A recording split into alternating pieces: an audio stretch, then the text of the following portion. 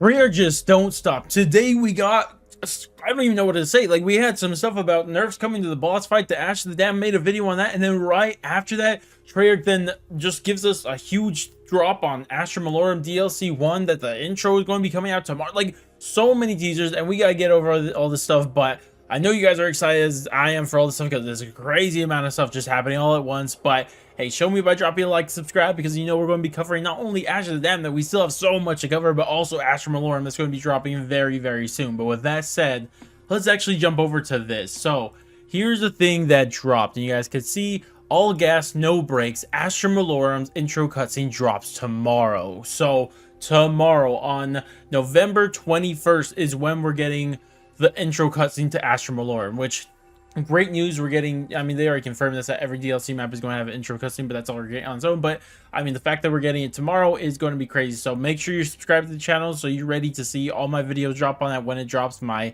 maybe reaction or maybe just breakdown. It'll probably be a mixture of both, honestly.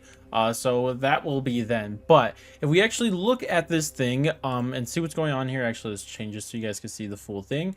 You can see what's happening here. We have two Ravagers, and then you see Tess just flying away. And then also you look in the background, you see these floating rocks. Now, I mean, if you look at right here, this kind of looks like, you know, not very vegetated or anything like that. And you can see some glowing stuff here, but what this is giving me vibes of is maybe like some asteroid or moon or something like that. And I mean, I'm saying that, but then there's also been some rumors of what exactly Astra Malorum is going to be. But regardless, though, it seems like we're going to be in space on top of something. I'm not going to spoil it for the people who are avoiding leaks. If you guys know the leaks, you know the leaks. I'm not going to share them here.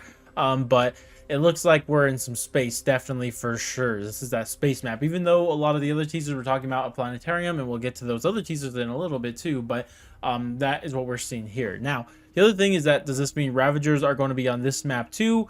It seems like probably that's the case. Like the fact they're just surprised here that they see Tess just flying up in the background. It's hilarious. But I mean, another thing is, like, it looks like Tess is going to be on this map too, like old Tess. I wonder if it's already going to be upgraded or not, and I wonder to what like extent it's going to be there. Really, you guys, because like I can't imagine we're having another transit style map, right? So I'm kind of curious what its role is going to be there, and if Tess is going to be there, obviously Ravagers are going to be there to jump on the side of it, so that all makes sense. So everything we gather from this, we're on some sort of space thing. We're in space. We have Tess and we have Ravagers all returning. So that is what's going to be going on from this, and we'll definitely find out more through tomorrow. And again, stay subscribed for when we do drop that. But let's actually jump into some other teasers, because over the last few days they've been giving us some other teasers about this things, and this is the one that the first one they gave us. And I broke this down in a separate video, but I'll just quickly go over all of these again because we actually do have a new one again today. But we do see Josiah Shem's Ritual Dagger, the Thruston's Planetarium I can't figure out how to say that word right now. January 10th, 5th, 1910. So we're going to see a common thing here with all of these. Are advertisements for different artifacts and different crazy things. Not that one. That are going to be at this planetarium expedition. I can't say that word right now. But you know, where they go and show off a bunch of different crazy things, right?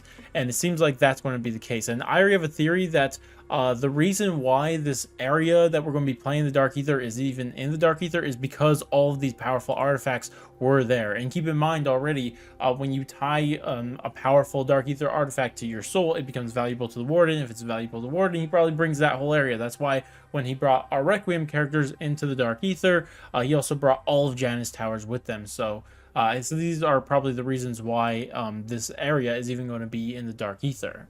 Now, I quickly want to go over all of these, because first off, Josiah Shem's Ritual Dagger. Josiah Shem was the one who built the mansion at Shattered Veil. This is because this was dedicated to Cortifex, him and his cult, and they were supposed to, well, Cortifex was supposed to give him eternal life or immortality, and obviously didn't do that. But how he triggered this, I guess he kind of triggered it with two things now thinking about it, because we also had the item that he had on Shattered Veil, but also apparently this dagger too. So this is probably directly tied to Cortifex, who was once the ruler of the Dark Ether, so that's already significant. And also, I mean, it seems like there might be more going on here. It says, the blood they spilled by this blade paved the way for our own ascension. So I wonder if one of two things happen here. One is that This was actually something, you know, even though Cortifex told them they were doing this to get immortality, well, he was really using them to do something else. And are we going to finally be revealed why exactly Cortifex did this, why he had to collect their souls or kill them or whatever? And I wonder if that's exactly what we're going to be learning here. And keep in mind, a lot of these excerpts, at least in modern zombies or Black Ops 6 specifically, are normally from radio, so we might expect to see more from this. The next one is not as obvious. We just see a tablet here. And the only thing that we know about this is because it's a relic fragment, so it's just a fragment of an overall thing. And it says its purpose remains alien to us, as the hands that fashioned this relic untold millennia ago. So we just know it's really old, right? Like, this is a really old thing, and it's probably from the Dark Ether because it's really old, right? Millennia ago, probably then. The next one, I actually did make a video on this, but we see this rock here. It says energetic material sample. And it says the otherworldly substance trapped within thus far defy all analysis. Now, keep in mind this is 1910. This is before all of the Requiem stuff and all of that happens. So what this rather is here is going to be Ethereum. That would be the most obvious one. But people are theorizing this actually might be 115. Now, I never really...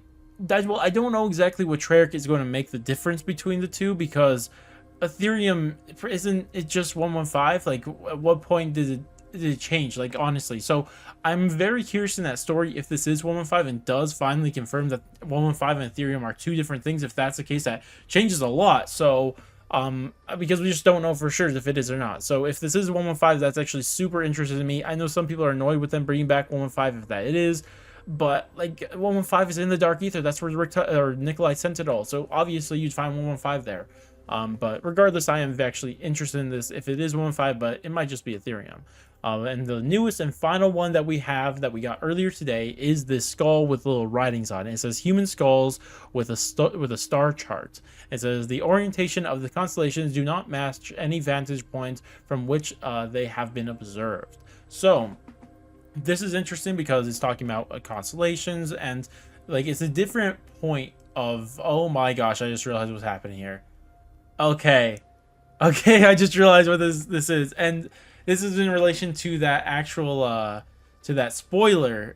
So we're not talking about that. I just realized what this is. But if you guys know the spoilers, you guys know, you probably realized with me right there what this is actually talking about right here, because it's saying that these are constellations that we don't see from Earth, so they're seen from somewhere else, which already we know that this is not going to be Earth, so this is definitely where we're seeing those constellations. So they're different constellations entirely, because where you go different places in the universe, the stars look different, obviously. So this is going to have something to do with that too.